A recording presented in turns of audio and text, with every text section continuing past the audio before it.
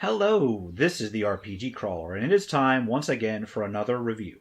This time I'm taking a look at the third entry into Goodman Games' Original Adventures Reincarnated series, where they provide conversions of classic D&D modules into 5th edition rules, complete with expansions and new areas, as well as background information, supplemental interviews, and versions of the original adventures reprinted.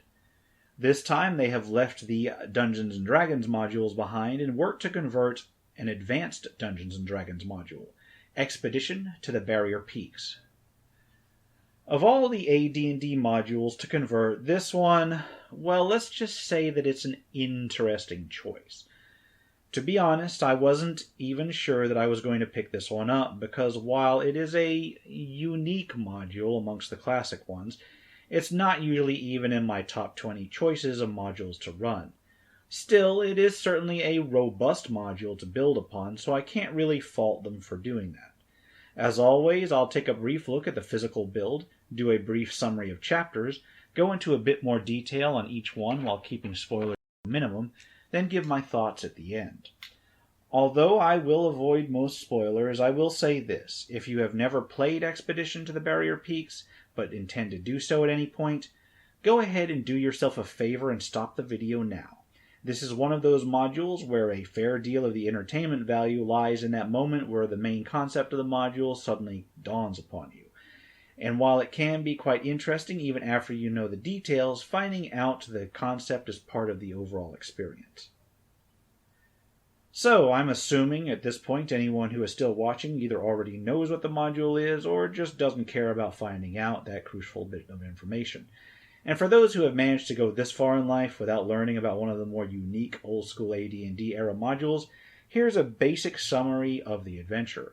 Expedition to the Barrier Peaks sends characters in search of the origin of a series of strange monsters that have been marauding through local noble estates. They track the source of the creatures down to a curious, metal-doored cave that disgorges the creatures every so often. Upon venturing inside, they discover that there's no weird wizard laboratory nor extraplanar portal, but rather a crashed spaceship. Yes, it mixes a fair degree of sci-fi with your classic fantasy, posits an extraterrestrial origin for a number of creatures that would later become staple AD&D monsters, and was, in point of fact, actually supposedly designed for a sci-fi RPG Metamorphosis Alpha, as an attempt to introduce the concepts of that RPG to the much larger AD&D audience. So, yeah, an interesting departure from your standard fantasy fare that didn't exactly agree with everyone, but fulfills a rather unique niche among early adventurers. At any rate, let's talk about the original Adventures Reincarnated version. Once again, we have what looks like a quality stitched hardback of around 400 pages, very similar to the last entry, Isle of Dread. It has a mostly black and white interior, although there are a few scattered full-color images. For instance, the covers of the individual modules in question, as well as some of the illustration books, which have a mix of black and white and color plates. Like this, the classic Froghemoth. There's also a section from Errol Otis in the production of the new Barrier Peaks interior cover art, which is very similar to the old school stylings of the original module. There is a ribbon bookmark, although mine came detached, I suspect due to careless handling during shipping. Thank you, Amazon. Overall, though, the physical build seems as sturdy as the other entries in the series. I honestly have had no problems with them. I could verify at least one of the books has lasted some serious use over the past months, so there is that. Now onward to the content itself. Original Adventures Reincarnated, Expedition to the Barrier Peaks consists of 6 main chapters, as well as 7 appendices. The main chapters begin with an introductory chapter that has essays regarding the module and its impact, and then Chapter 2 has reprints of the original AD&D Module S3. Chapter 3 covers the 5th edition conversion of the module. Chapters 4, 5, and 6 include the expanded encounters and material produced for this conversion. The appendices start with a mini-adventure that can be played within the main adventure, then a list of new monsters. A list and description of the new items follows, as well as some sample characters that can be used as pre-made adventurers for the module. Then there's a section on the handout's artwork for players, an appendix with maps for the adventure, and finally a discussion of how this adventure relates to Metamorphosis Alpha. In more detail, Chapter 1 starts with an introduction by Michael Curtis, who did the writing for the 5th edition conversion. It tells of the background of the adventure in general, and what he focused on during the conversion. After that is an article by Tony Di Terlizzi telling of his own experiences and background with the adventure. This is followed by a sort of painting process from Errol Otis that shows how the new interior cover art was done in a similar style to the original. This includes images and a brief description of each step along the way. James Malashevsky has an article about the sci-fi and fantasy themed mixing present in the original module, followed by an interview with Goodman Games' Tim Wojcinski and Diesel LaForce, one of the staff cartographers from TSR during the era, talking about the work involved during maps before commonly available computer-assisted programs were out there. Chapter 2 includes scans of the first 2 official printings of Barrier Peaks, and since there were mostly revisions between the first and second printings before it kind of settled in for a stable printing throughout, that'll do it. That'll basically be your main printing section.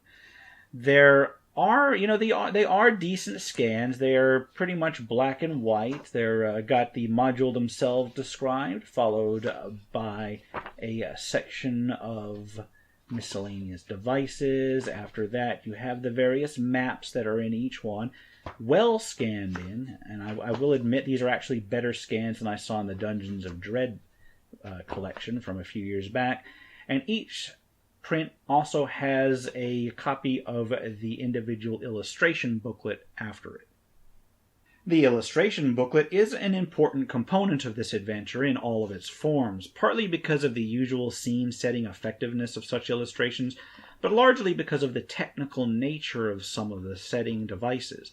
During exploration of the spaceship, you can uncover technological devices, interfaces, and controls, which are shown in some of the illustrations. It's up to the characters to figure out how to use them from these diagrams and the description given, which may not line up at all with how a player may expect them to work, so that is a bit of a challenge. Most of these scans are in black and white, like the original module, but the covers of each module version and the number of illustrations in the illustration book are in full color. As I said, the scans themselves are pretty solid, easily read, and pretty clean. I'd say they compare favorably even with other scans offered in the other original Adventures Reincarnated series. Chapter 3 has the 5th edition conversion of the adventure. Now, I'm not going to go over this thing point by point. A walkthrough of the adventure is pretty much beyond the scope of this review.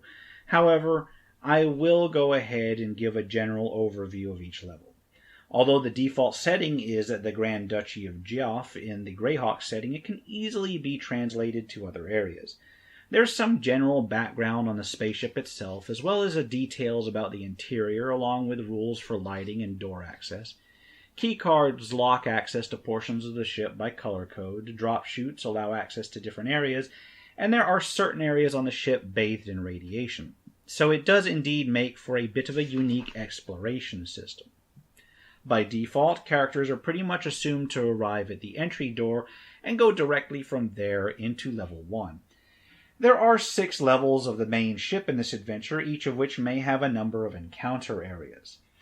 The numbers of these encounter areas vary wildly from level to level, as each level has its own theme and some make for wider expanses. Level 1 is the officials, officers, and technicians' quarters, and thus is quite complex. Level 2 is a service deck between decks and is thus more open, with encounter areas widely separated in many areas described not by walls, but simply by support columns. Level 3 is an upper walkway and lounge area with a lot of empty space overlooking the levels below. Level 4 is a botanical gardens, rookery, and menagerie, and is more of an indoor park with other rooms surrounding it, with encounters scattered throughout. Level 5 is another service deck, so again a wide area, although this one has overgrowth from the level above as well as a large section in the middle that is occupied by a water tank. Level 6 is the theater, athletic, and activity deck, and has more structured rooms, although nowhere near the tight complexity of the small rooms on the first level. In effect, the ship gets a little bit more open the further into it you go. The writing is actually pretty well done, preserving most of the salient points of the original module, but all in all seems better organized and to the point, conforming to a more standardized format that modern adventures follow. The conversion does not seem to be a complete one-for-one port, but is close enough, effectively reducing some of the more confusing and unclear portions of the original module. Likewise, the maps have been completely redone, and while still confusing in some areas, are much less so. Corridors and rooms are coded for lighting levels, doors are coded for access cards. Apparently the layout has been adjusted a bit due to inconsistencies with elevators in the original versions. These adjustments are not major, and some elevators still seem to shift around from side to side, from floor to floor. But all in all, it seems that the maps are a little bit easier to read and visualize than the originals, and for that, I commend the cartographer greatly. Another note is the way additional material is handled in this book. In prior entries in the original Adventures Reincarnated products, additional dungeon levels or encounters were offered in subsequent chapters. An expedition shares that philosophy, but because of the enclosed nature of the spaceship itself, some of the additional material is placed on already existing levels. These additional encounters are indicated clearly on the maps as additional encounters in circles, but then they're listed in a separate chapter so that you can choose to use them or to skip them for an experience more true to the original module. Chapter 4 is the first glimpse of additional material, just briefly providing an alternate beginning and an alternate ending for the module. These can be used together or independently and simply give another way to involve characters with the module, including guidelines for the official factions offered in main Wizards of the Coast books. Chapter 5 is where more new material kicks in and involves the crash site outside of the spaceship. This is skipped in the original module in favor of saving the surprise of the extraterrestrial origin of the dungeon for when the characters are already committed into it. This additional material details the area around the ship itself, including some pretty standard encounters, but also a few encounters with roving creatures and androids from within the ship, along with wreckage that can indicate the nature of what is to come. It basically involves a localized hex crawl with some random encounters for characters approaching it, as well as some keyed encounters. The keyed encounters include some of the keeps of nobles who had been attacked as per the background of the original adventure, but also a brief dragon's lair, as well as a tribe of stone giants, and a group of creatures from the ship itself. Chapter 6 covers additional encounters within the ship itself. These include a number that fit the encounters detailed in the original adventure, but also a few unique offerings. There's a few that can be navigated with a more non-combat focus for those who wish a change from the classic hack and slash, a few that evoke famous scenes from other sci-fi media, and then an entire additional level, Level 7. Level 7 is laid out as the biological manufacturing and colonization storage holds, including a variety of new creature types and robots arrayed in a more regular series of rooms that reflects the upper levels of the ship, albeit with not quite so many intricate rooms. The appendices start off with a mini-adventurer that is a little bit more classic in design, but is also intentionally video gamey. This is because it is actually a video game. It is a VR experience. Basically, there's some virtual reality pods you can discover in the entertainment areas, and once entered, you basically pause the actual game to let people participating go into an entirely different D&D game. You basically have a dungeon crawl with some pretty over-the-top, cheesy, and awesome characters. I gotta admit, I kind of like that idea. Appendix B includes stats for new monsters, some of which aren't really new, but which are now classic staples, such as the Froghemoth, and which may have stats already represented in other official sources. This is the sort of thing to be expected of conversions of classic modules. However, I will say that the encounters are generally balanced to use the stats listed in this book, Where there may already be other existing versions of the creatures, those may not fit in quite so well. There's actually a fairly decent number of monsters listed here as well, although a fair number are various robots, androids, and biological creation type creatures, and thus may not be appropriate for every other adventure. Appendix C includes rules for technological items, not only for detailing individual items out themselves, but also giving rules for having characters figure out how to use them, in order to simulate the idea that your standard medieval adventurer may not know how to use certain items. A fair number of items are not actually used as intuitively as modern users may expect them to be. Thus, if the DM hands out an illustration of the item and a player has their character attempt to use them in a way that they may in the real world, some unexpected things may happen. A fair number of these devices also require power or are expendable, thus limiting their use for much longer than the adventure takes. So you may not have to worry about characters then wandering off to the next adventure, complete with laser guns and healing pods. Appendix D just consists of a fair number of pre-built characters. These characters can be used if you're intending to use this as a standalone adventure, but there's also 6 characters listed at the end that are included for the VR adventure, which may not be suitable as main PCs in the main module. Appendix E includes the handout illustrations. There's a fair number of these, and most of them are from the original module, sometimes renumbered to reflect the new encounter layouts. However, there are a few new ones mixed in to flesh out the new encounters and expanded areas. I have to admit that they're done in similar enough of a style that I, for one, really couldn't make out which ones are the new ones without comparing each one individually, and that is really to be commended to the artists. Appendix F collects the new versions of the maps, including the maps of the new areas, the crash site environs, the various external layers, and so forth. Finally, there's Appendix G, which is simply a section by John Peterson on Metamorphosis Alpha, a sci-fi role-playing game where you play aboard a generational colony ship in space where something has gone wrong. All in all, it's interesting in that the origins of Expedition of the Barrier Peaks are tied up with it, so it could be a useful read.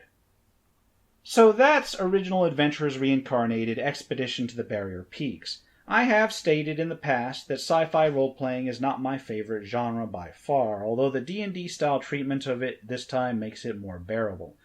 Those of you who watched my review of the Dungeons of Dread collection so long ago may have picked up on how out of place and confusing I thought the original module was, and I still believe that to be the case. This is one of those modules that I'd run simply because it's a classic, not because I truly want to run it and enjoy it. So yeah, I was pretty prepared to be disappointed with this version simply because of the source material. However, I am pleased to say that I am actually rather impressed with the conversion as well as the presentation. The original adventure scans are of notably higher quality than the ones presented in the official Wizards of the Coast Dungeons of Dread hardcover from several years back. The conversion makes for a cleaner read as well, and brings the adventure more into line of what you would expect of a D&D adventure in terms of formatting, while still retaining the difficulties and unique challenges presented in the ship's layout, security, and so forth. In terms of the additional adventure content, it is thematically spot on and well written enough to appear as a natural addition to the core material. I will admit that there are a few more classic D&D monsters used in the additional material, but the way it's spread throughout the ship and the surroundings is clever because it sort of distributes them and dilutes them in a way that a standard party that will not really notice them as new additions. They'll just blend in seamlessly. The fact that the artwork is so spot on is simply amazing, honestly. Original Adventures Reincarnated is also known for the additional material regarding production and history of a module, and while there are less such materials in Expedition, those that are there I found personally more interesting. Errol Otis's art technique demonstration was interesting to look through, as well as the interview with Diesel the Force, which really puts in perspective to the difficulties of producing quality maps in an era before desktop publishing would have made computer-assisted mapping and editing so much easier. Expedition, by its nature, is not an adventure that will fit into every campaign, and it certainly wouldn't have been my personal choice to see in the Original Adventures Reincarnated series. But the team at Goodman Games did not disappoint. This is an excellent version of the adventure, and one which makes me want to actually run it, even though I was not a fan of the original version.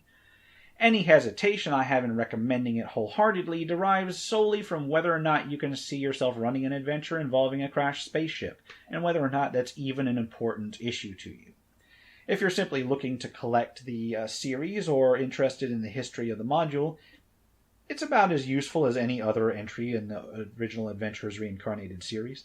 If you're looking for playable material, Barrier Peaks is the sort of adventure that works best when presented to a group that doesn't mind adding a little dash of sci-fi to their fantasy, and is most effective when the players in the group have limited knowledge of just what to expect in the expedition.